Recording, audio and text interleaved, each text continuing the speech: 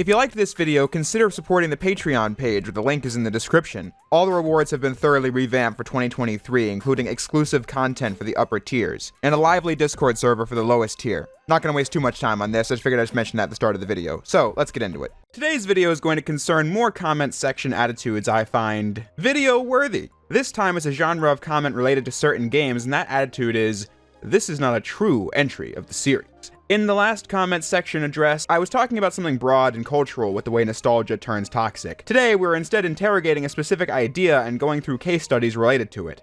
But what does that mean? Well, I heard this a lot when I released my review of Resident Evil 4 about 2 months ago now. If you weren't in the know, Resident Evil 4 marked a dramatic shift not just the Resident Evil series, but also the gaming industry at large. Several games would release in the years that followed wanting to be like RE4. That includes the RE series, as it would double down in the action elements that gave RE4 an identity, as slower-paced horror games were something Capcom didn't see the long-term viability of in the early 2010s. The idea is, if Resident Evil 4 is such a departure from the previous games, is it really an RE game? Today, I want to talk about that idea and then more broadly talk about when can a series change its style? Can it ever? Is it always good to, always bad, or somewhere in between? As always, I think it's a nuanced matter and deserves some discussion, so let's do it. First things first, can there really be such a thing as a valid entry in the series? Well, obviously a Resident Evil game is a game published by Capcom that has the word Resident Evil on the box. With that established, I'd like to thank everyone for watching the video, and I'll see you next time.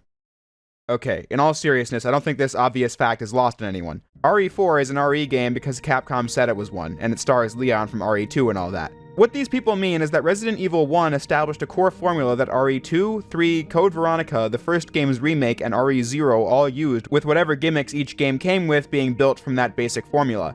RE4 basically starting from scratch begs the question, can this really be considered a sequel when it's intentionally not iterating upon any of the pillars the brand had established in the previous games? The logic makes sense. They mean to say it's RE in name only. However, that begs the question, who really gets to decide what an RE game is? Clearly, the publisher putting its name on the box isn't enough. Star Fox Adventures is clearly not iterating upon any of the core tenets of the IP, this being an extreme case where it's quite clear this has nothing to do with what the franchise is about in any way that's relevant to the gameplay. But to look at RE4, the game was directed by Shinji Mikami, the director of Resident Evil 1 and Remake. So wouldn't it be fair to say that if anyone could tell us what counts as a valid evolution of the RE franchise, it would be the guy who directed its debut game, and that title's Remake. In the case of RE4, I think it's important to see how the game iterates upon some elements of the RE series like exploring, but then shifts the focus towards a shopping mechanic where you can trade treasures for cash you can now use to buy new weapons and upgrade the ones you already have. It's not tossing out the things the brand is about, just using them in a different context. Its sequels then expand upon areas from 4 like QTE action set pieces, which is how you get a game like RE6 that is almost unrecognizable from the starting point. When RE4, the moment the series shifted, has DNA from the classics and is clearly the point its direct sequels were building off of. It's still a linear evolution, which, as the video will go on to say, is an important point to focus on. But then that leads to my main question, when can a franchise change? Change is something most people are pretty strongly in opposition of. In many aspects of life, but it's changing the core DNA of our favorite games that is relevant to this discussion. This, again, is something that I think warrants a case-by-case discussion on when it can be correctly applied and when it's less so. Since we're already talking about Resident Evil 4, let's keep going with that. When you look at the context behind why this game is the way it is, it becomes crystal clear that it was done for a reason. The series had reached a state where doing the same kind of thing was only going to result in stagnation. Resident Evil Remake and Zero in particular not setting the world on fire in terms of sales and audience response. The former is pretty much entirely because they were GameCube exclusives, but the latter, especially by Zero, was because of the fact that RE1 did introduce a basic formula. Arrive at a location, explore all the available areas until you find some kind of item that either lets you progress or solve a puzzle that does the same thing. Repeat until you have been everywhere and done everything in a location, move on to the next one. Each game had fixed camera angles and tank controls. RE2 had its A campaign, B campaign setup. RE3 introduced choice moments that allowed for replay value. Code Veronica expanded how many areas were open at what times, and Zero had you control 2 characters at once. But at their core, this basic gameplay loop was what the RE series did for 6 games straight in the span of 6 years. By RE0, yeah, critics are a little bored of it. So they took a hard look at the series and decided that if we're gonna have another game that had the impact that RE1 did, we can't just repeat more of the same. To bring tension and fear back to RE, we need something new. So you get a new model of gameplay with a more linear, action-focused approach, as well as an entirely new system for aiming and shooting that was revolutionary, and ditch the zombies in exchange for new enemies. Like I said, it does not have the core gameplay loop of RE1, but it tries to give you a fresh experience that will be very memorable like the first game was by doing something new. It was clearly something the series was in desperate need of, as the game brought Resident Evil back to the top of everyone's mind. It was the game you simply had to play. This is a case where I feel like they iterated upon what they needed to, still made it feel like a game in the same universe, and changed what needed to be changed to give players an original experience, which helps a series that was doing more of the same with some new gimmick breathe some fresh air. A case where change was warranted and quite good. So that's Resident Evil covered. But before we continue the video, I want to talk about the sponsor of today's episode, Morgan & Morgan, America's largest injury firm. A legal firm that will represent you in accidents of all kinds, like car accidents, workplace accidents, or falling in the store, whatever it may be. I've personally never been in an accident, and I don't know anybody who has, thankfully, but that's the thing about accidents. They can happen at any time. In 2020, there were over 5 million car crashes, for example. It's easy to think, oh, that'll never happen to me. But that's the thing, they can really crop up at any time. Not a reason to be scared to leave the house, but that knowledge that a firm like Morgan & Morgan can help you is useful.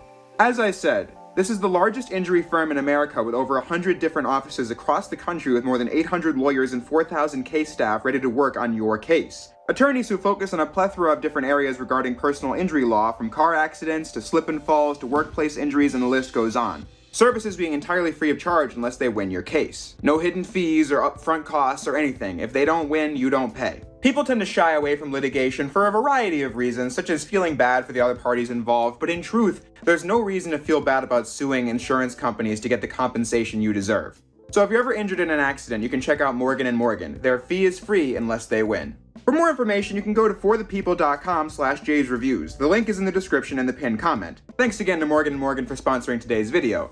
Now let's get back to talking about franchises changing. A series I only played for the first time recently is God of War, which is a poster child for dramatic change in the modern gaming era. I enjoyed my time with the series quite a bit.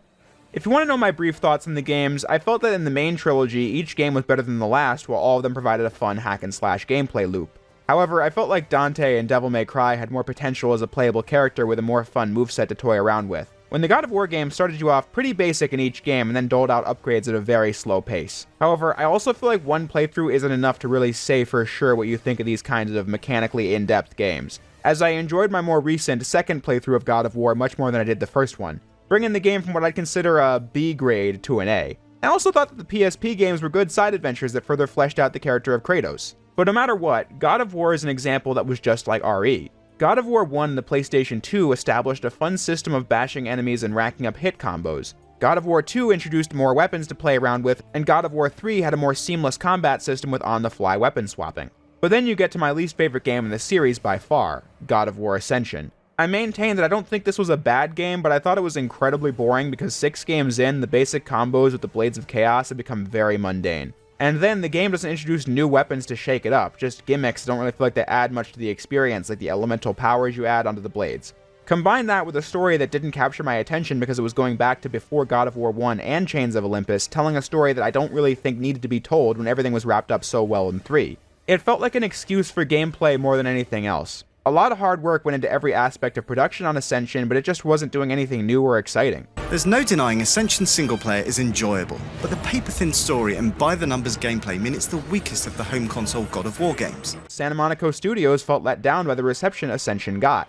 Thus, they realized when doing the next one, simply doing the exact same game was not going to cut it, and thus spent years creating God of War 2018. This one starts the gameplay model completely from scratch, making it more of an action RPG with a focus on close quarters encounters with just a few enemies at a time rather than the big hordes you tackled in the previous games. This was a title that kept me hooked throughout the whole campaign. The developing mystery surrounding Kratos revealing his past was compelling, the action was punchy and visceral, still feeling like God of War with intense and brutal enemy takedowns and visuals that were stunning. I had some moments I got annoyed at, but when I got to it, it was the first playthrough I enjoyed the most overall. Then I played Ragnarok, which I won't spoil, but it was incredible. I thought it was better than 2018 in every way, and I got teary-eyed at multiple scenes. Here's a case where the devs gradually explored every opportunity available to them in the old style of game, and then just realized that the only path forward for them was doing something completely different, and that was what they did. Jak 2 is a case where Naughty Dog saw that the model of game the first game was based on was losing relevance in the mainstream industry and radically overhauled the identity of the series to fit the changing market. But still focused on the same 4 core characters from the first game, and naturally transitioned the setting from Game 1 to Game 2. And they had the game play exactly the same as the first one, and then added new mechanics on top of that. Sly 2 is a case where the linear platforming setup from the first Sly was a limiting factor, and so they overhauled it into a mission-based sandbox, and it was met with critical acclaim. Still iterating upon the basic comic book aesthetic the first game had, and expanding the story with the rest of Sly's team being playable, and thus getting more screen time than the supporting role allowed for in Sly 1. So that's 4 cases where a franchise did change its style, and I think all 4 of them have something in common. Developers realizing that doing the same old thing was going to hold their series, whether those IPs be new or old, back, and that change was the only way forward. I think there's a lot of strength in looking at what you've done and deciding to move on and do something new. Each of these examples was a success because of the fact that while they may not be direct mechanical follow-ups to what came before, they do enough to feel like the same series, whether that be in tone and atmosphere, mechanics, identity, or just that feeling you get while playing. I think change is good if executed tastefully and where you can see designers trying to evolve the series into something new, which is why I think it's unfair to say that games that change the formula of a series aren't valid entries, because brushing aside past staff alumni working on them being good enough for me, these teams were put in tough spots where doing the same thing would have done more harm than good. But of course, if you disagree on those examples being well executed, then that's always something that can be discussed by getting into the nuances, which is the point I'm trying to make. Nuance is good. While I'm still here though, I want to examine some other cases where change didn't happen or where it was a bad thing, because it's entirely fair to point out that a franchise in danger of stagnating doesn't have to throw the baby out with the bathwater in order to bring some momentum back. A series comparable to God of War is Devil May Cry, which I just mentioned a few moments ago. This is a franchise with only 6 games, and it has remained remarkably consistent. DMC 1, 3, 4, the reboot, and DMC 5 iterating upon many of the same core principles. DMC 1 laid the foundation of the series mechanically, DMC 3 creating the core combat loop and ranking system the series uses today, 4 introducing the style switching in Nero, and then DMC 5 getting to right the unfinished wrongs of 4. It helps that Devil May Cry has had 6 games in almost 22 years, compared to RE and God of War, which went through the same number of games before a refresh in a considerably smaller time frame, especially for RE. And when they did try to change the identity of DMC, it was met with a ton of backlash. Different and therefore ruined attitudes? Perhaps, but it was a case where it reeked of desperation more than vision, even if the game was pretty good. Devil May Cry 5 released after a 6-year hiatus too, getting a huge audience because people like games that look good and get good press, it turns out. So this series actually serves as a positive example of remaining consistent and evolution, as none of the games feel like a repeat or retread of what's been done before, and if they continue to go in that direction, I see no reason why the franchise would ever stop growing. Not really sure if DMC 6 is what they do next, or if they try to do some RE-styled remakes, but no matter what they do, I'm interested. But that's just one example. Plenty of series have seen success while remaining consistent.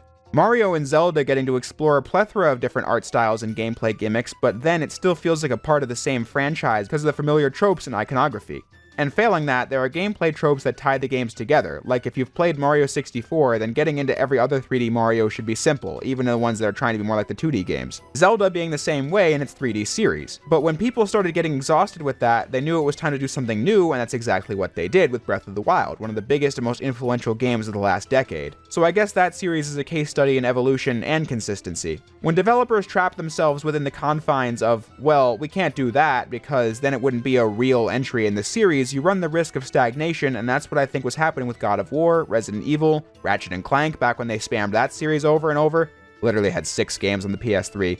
Thankfully, it seems to be once a generation now. You can generate a lot more interest when people have a break from doing the same thing over and over, but no series embodies that risk quite like Mega Man. I've been talking about Mega Man for years, and its unwillingness to change has been one of its largest issues.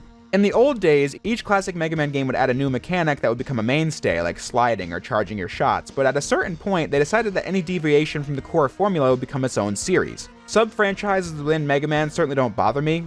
It gives the artists and writers the ability to create new characters and lore and a robust saga of events. So that, I do like. But then, the sub-franchises run into the same issue where each game is very similar to the others. The differences mostly being in the minutia of, is the game good or bad? Many of them sticking to the same structure of 8 bosses and a couple of final levels with a tedious boss rush tossed in for little reason other than, because it's Mega Man, and that's what we do. And that's how you get a critical response of, well, it's Mega Man, you're either in or out at this point, when they were doing several games a year.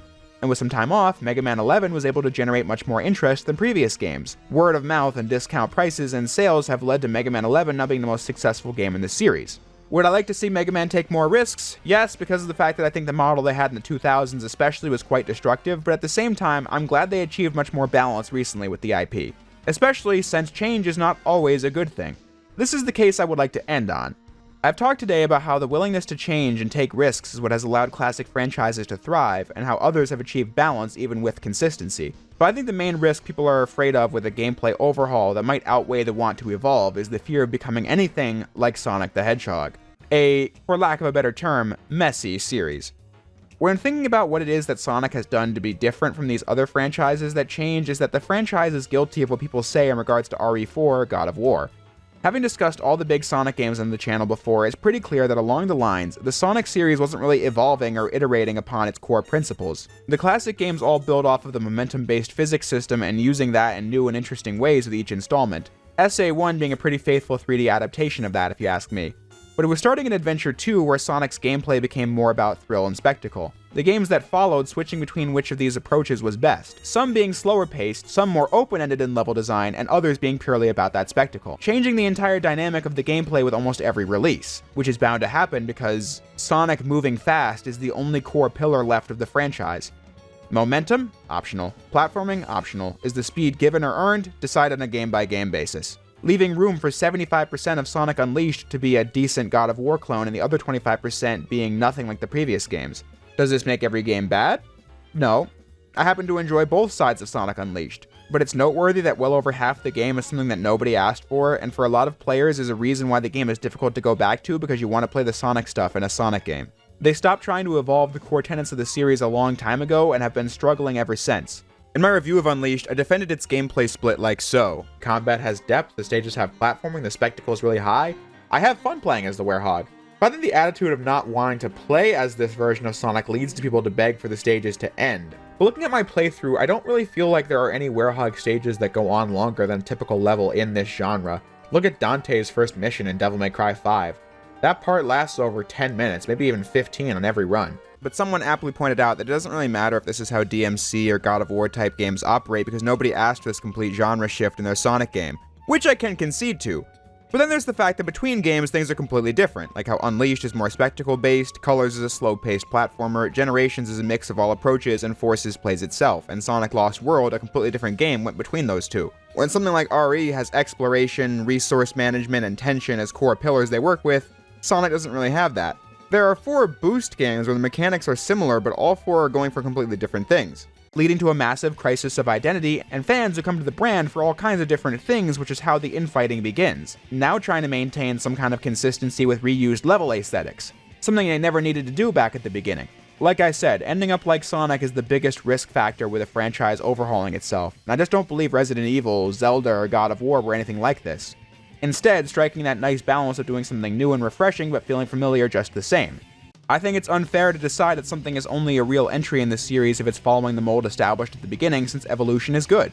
But that's not to say that evolution is the equivalent of tossing darts at the wall like some IPs are guilty of. So I hope that cleared up what I think of the discourse surrounding what a real entry in a series is. Have I saved the internet today? Definitely not. This will most certainly continue to go on in the comment sections and forums across the net, but I figured I'd give my 2 cents in the nuance of evolving a franchise with several different case studies. And with that said, that's all from me today, so I'll now say what I always do at the end. Thank you all for watching, and I'll see you next time.